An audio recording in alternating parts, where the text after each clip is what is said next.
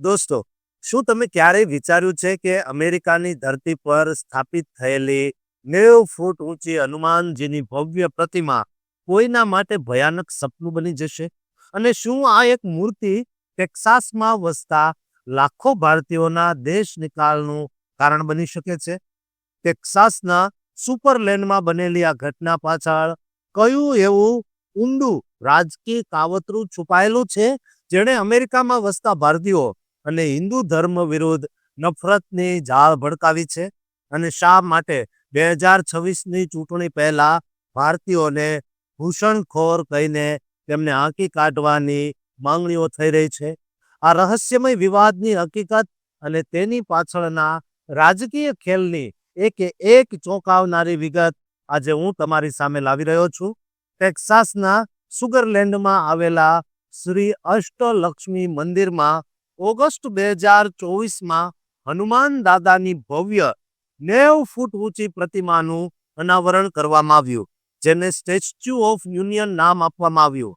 પંચલોહ ધાતુમાંથી બનેલી આ મૂર્તિ ઉત્તર અમેરિકામાં હનુમાનજીની સૌથી ઊંચી અને અમેરિકાની ત્રીજી સૌથી ઊંચી પ્રતિમા છે, જે ભક્તિ અને શક્તિનું પ્રતીક છે.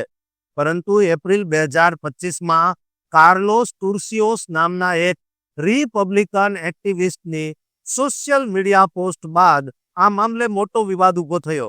ફેબ્રુઆરી 2026માં ફરીથી વાયરલ થયેલી આ પોસ્ટમાં હનુમાનજીને સૈતાનિક હિન્દુ દેવતા અને ખોટા ભગવાન કહીને અપમાનિત કરવામાં આવ્યા અને એવો દાવો કરવામાં આવ્યો કે H-1B વિઝા દ્વારા અમેરિકામાં ભારતીયોનું આક્રમણ થઈ રહ્યું છે. આ પોસ્ટ બાદ કટ્ટરપંથીઓ દ્વારા ભારતીયોના દેશ નિકાલની માંગણીઓ તેજ થઈ ગઈ છે અને મૂર્તિને તોડી પાડવા જેવી ધમકીઓ પણ આપવામાં આવી રહી છે. ટેક્સાસમાં અંદાજે 5.44 લાખ જેટલા ભારતીયો વસવાટ કરે છે, જેઓ ત્યાંની અર્થવ્યવસ્થામાં ખૂબ મોટું યોગદાન આપે છે. તેમ છતાં 2026ની ચૂંટણીને ધ્યાનમાં રાખીને અમુક રાજકીય નેતાઓ દ્વારા હિન્દુ ધર્મની ખૂબ આકરી મજાક ઉડાવવામાં આવી. એલેક્સ સ્ટેઇન જેવા કલાકારોએ તો પ્લેનો અને ઇર્વિંગ જેવી સિટી કાઉન્સિલમાં જઈને ગૌમૂત્ર અને ગોબરની મજાક ઉડાવી અને ભારતીયોની શારીરિક ગંધને લઈને કેમિકલ વોરફેર જેવા શબ્દો વાપર્યા છે. આ તમામ વિવાદો પાછળનું મુખ્ય કારણ 2026ની ચૂંટણીમાં ભારતીય મતદારોનું વધતું વર્ચસ્વ હોવાનું માનવામાં આવે છે, કારણ કે ભારતીયો હવે રિપબ્લિકન પાર્ટીના ગઢગણાતી બેઠકો પર અસર કરી રહ્યા છે. દોસ્તો, ભારતીય સમાજે આ આક્ષેપોનો જડબાતોડ જવાબ આપતા જણાવ્યું કે આ મંદિર અને મૂર્તિ ખાનગી જમીન પર અને ભક્તોના દાનથી બનાવવામાં આવી છે અને અમેરિકામાં વસતા ભારતીયોની સરેરાશ આવક $1.26 લાખ વધુ છે, જે ત્યાંના સ્થાનિકો કરતાં પણ ખૂબ વધારે છે. આંકડાઓ મુજબ ટેક્સાસમાં ફ્રિસ્કો જેવી જગ્યાએ 30%થી વધુ વસ્તી ભારતીયોની છે અને તેઓ ગુનાખોરીના દરમાં પણ સૌથી પાછળ છે.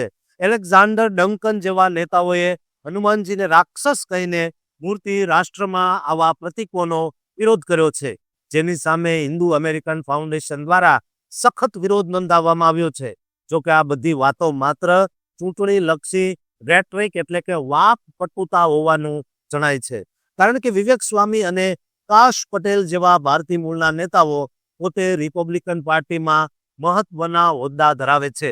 આ વિવાદ હકીકતમાં સાંસ્કૃતિક વિવિધતા અને ધાર્મિક સ્વતંત્રતા સામેનો પડકાર છે, પરંતુ ડેટા દર્શાવે છે કે કાયદેસર રીતે વસતા ભારતીયો સામે કોઈ સત્તાવાર સરકારી કાર્યવાહી કે દેશ નિકાલના આદેશો થવાના કોઈ પુરાવા નથી.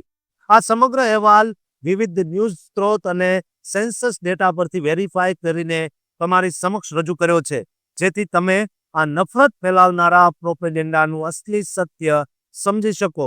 જો તમને આ વિડીયો ગમ્યો હોય તો અમારી ચેનલને લાઈક અને સબસ્ક્રાઇબ જરૂર કરજો અને આ વિડીયોને આપણા તમામ ભારતીયો સુધી શેર જરૂર કરજો, જેથી કરીને એવા અમેરિકનોની આંખ ઉઘડી જાય જે આપણા હિન્દુ ધર્મ, ભારતીય પ્રતીકો સામે ગંદા શબ્દોનો ઉપયોગ કરે છે.